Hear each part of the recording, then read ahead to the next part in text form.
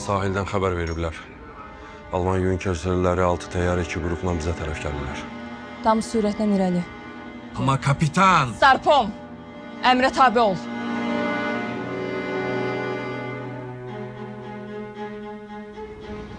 Qadınsan, otur qadın yerində də. Sən dənizdə nə ölümün var axı. Almanlar yaxınlaşır. 20 mil qalır. Mən demişdim də, demişdim. Qaydaq deyirsiniz. Bəs yaralıları neyniyək? Yolları fikirləşmirsiniz. Qan axmadan ölsünlər istəyirsiniz.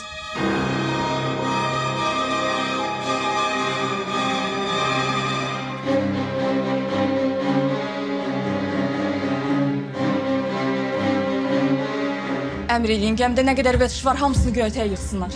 Nə var hamısını? Nə vetişin, nə əskilər, əskilərin məsələyi nə dəxli var axı? Starpom özünə ələ al.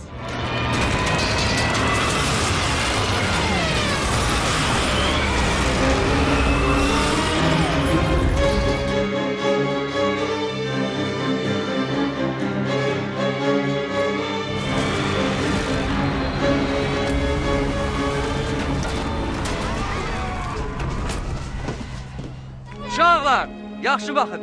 Şövkət bizim gələcək pilotumuzdur. Aferin Şövkət!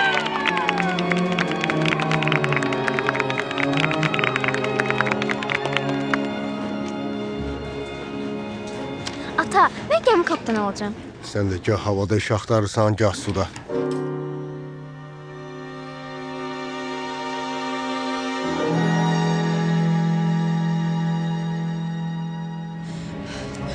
Eskileri yandırın.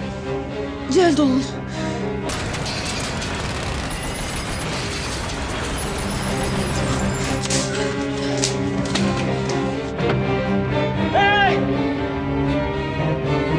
Eskileri yandırın!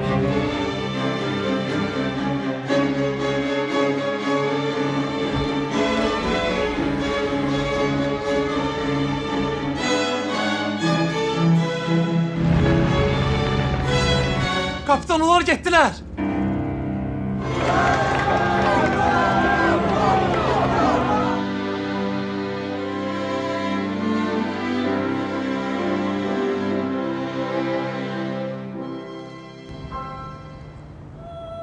Bacardık.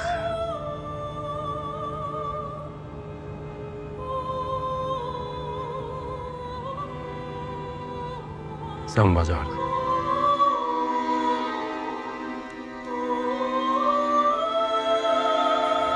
Nəsə dediniz, Sarpom? Yox.